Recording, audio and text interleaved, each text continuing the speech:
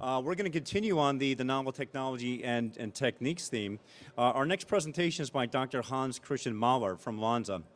He's the head of drug product services, and his presentation challenges in the development of biological drug products. So with that, I'd like to introduce Hans. Thank you very much for having me.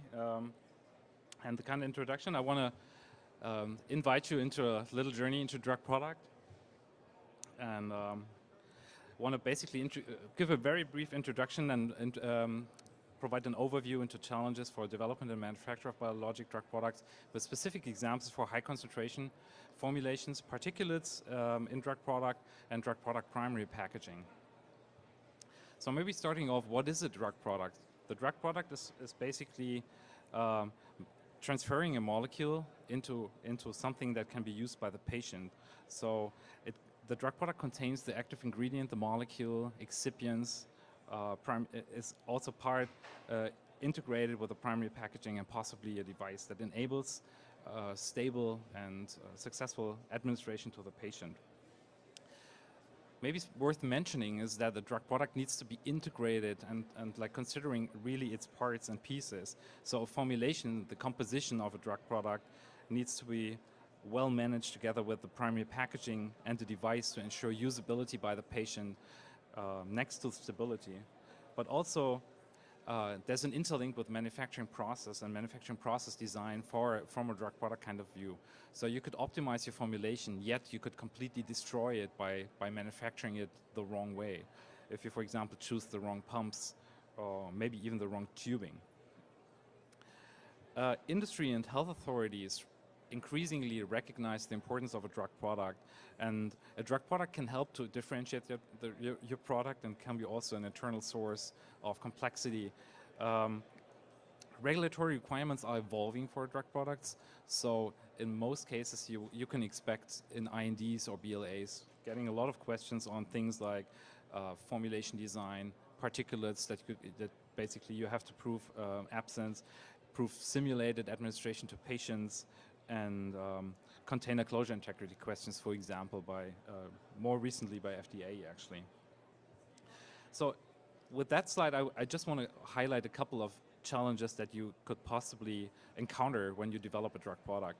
And the first line item is actually very simple and obvious. You have protein stability challenges.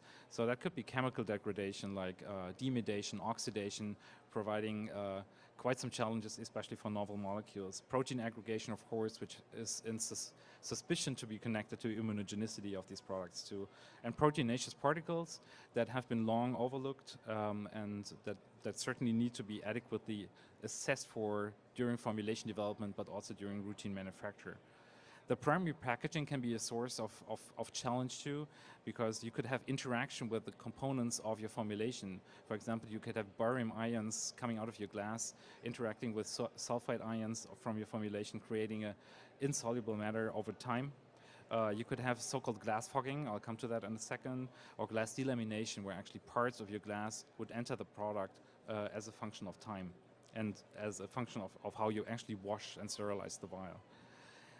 The choice of unit operations, for example, pumps, is of utmost importance in manufacturing.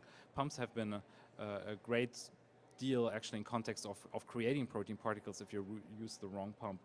The choice of tubings is important for excipient loss or to prevent excipient loss, choice of filter, and then obviously challenges related to lyophilization. And last but not least, the elements of administration are really important to make sure a patient is able to inject. So injection time, injection force is something to consider, and to adequately design.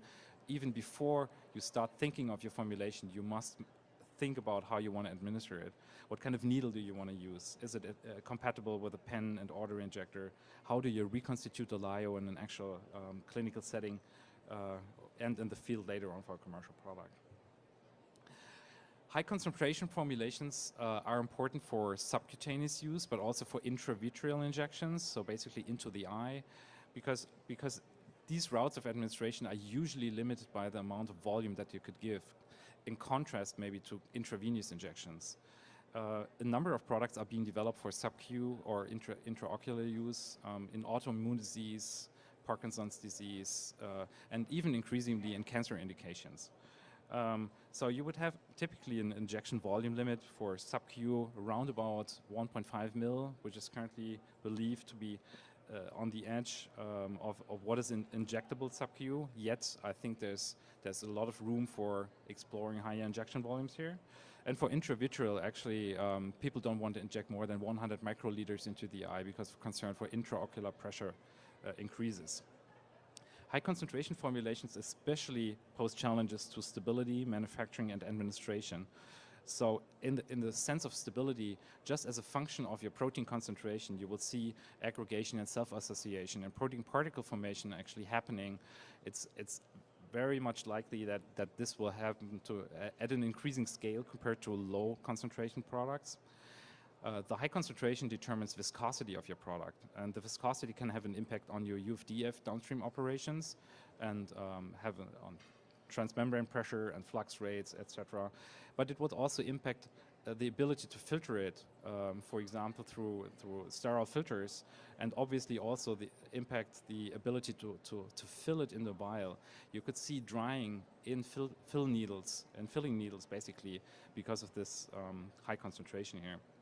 And then also last but not least, the administration piece. The viscosity will determine on how you can inject this stuff into a human being with the given injection needle that you will have to choose.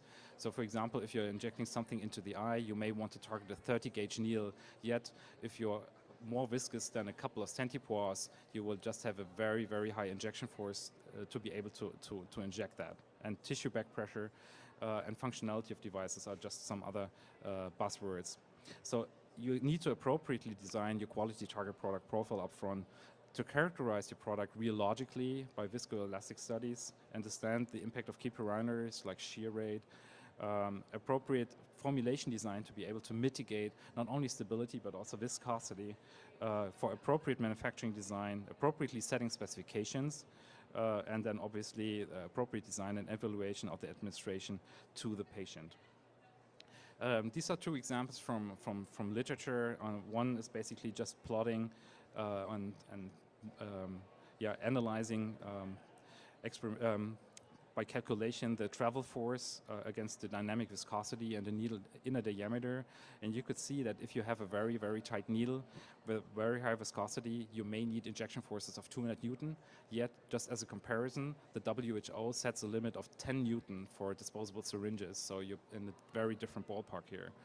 And then on the right side, you will see an example of a study where tissue back pressure was measured in animals actually to study on how much back pressure the tissue would actually give to the injection. So how much do you need to push against the tissue to actually get it in? For the functionality of high concentration products and injection time and thus injection force, viscosity is important, needle diameter, as I said, device capability and plunger glass friction. And the viscosity will have many influencing parameters like formulation, which is determined also protein concentration ranges, temperature and also equilibration, because viscosity is usually a function of temperature. So you would have a higher viscosity at 2 to 8 degrees compared to 25 degrees. So it really matters on how long the patient needs before actually he or she takes it out of the fridge and before they start to inject it. That's very important. Certain molecules may actually have specific challenges, may, for example, not have ability to modulate the viscosity. That, for example, goes with pegylated products. Pegylated products become viscous because of entanglement and steric hindrance and not by molecular interactions. And thus, this is really very, it provides a specific challenge with impact on polymer size distribution, and structure. And like by formulation, there's only few ways on how you can actually mitigate that. Co-formulations of monoclonal antibodies and proteins pose specific challenges, and that becomes increasingly important also for co-medication therapy. And then obviously cell therapy products pose their own special challenge. Another area of ongoing discussion are particulates, and particulates in drug products are always a potential concern from a safety assessment and a safety concern for a patient or healthy volunteer. There's no clear threshold of when a particulate or which kind of particulate is actually safe. So if you have protein particulates, surfactant particulates, glass-related particulates, this is something you need to really study early on, and you need to study that with a range of orthogonal methods, actually, because you need to understand the different components that could potentially end up in the drug product being injected into humans. Particulates can occur on stability, so also many companies don't test for particulates on stability. This is something very important to make sure you're actually monitoring this and to understand what's the root cause of your particulate to be able to drive a kappa and to actually improve your product quality. And there's analytical toolboxes for particulates, just a range of different methods. And here's some examples for subvisible and submicron methods with nanoparticle tracking analysis, resonant mass, culture-counter, flow imaging, or light obscuration techniques that usually FDA is very concerned about when you go into BLA, and that you have to have a good answer for with regards to product characterization and adequate process design. Now, coming to the primary packaging, this is where actually I would say primary packaging and drug products are one of the underestimated topics too.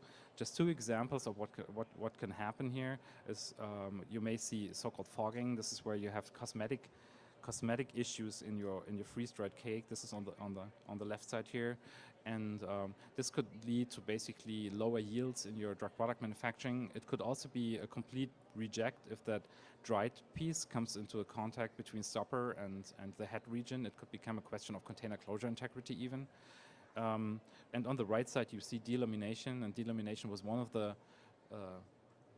the major root causes that actually have led to recalls with regards to particulate of drug products. And that can have an impact of your formulation packaging interaction, but it could also have just be connected to how you wash your vial and then how much residual water you have in your vial before you go into the sterilization.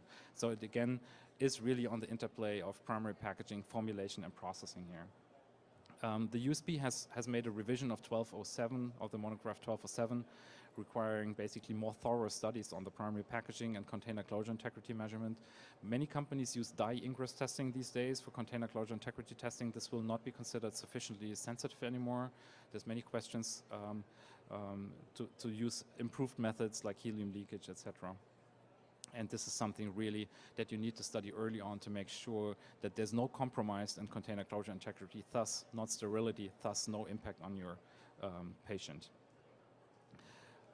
With that, I'd like to conclude that many challenges exist for the development and manufacture of biologic drug products. I do think drug products are a typically very underappreciated area of the product development and a good source of many challenges.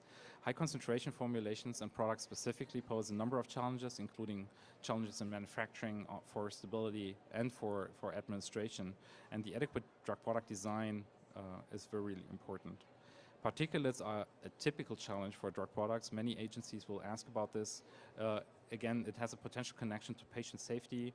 Identification, characterization is really relevant, and also adequate product design to make sure you don't end up with a problem just in the manufacturing arena. The primary packaging provides specific challenges, container closure integrity, and all of that.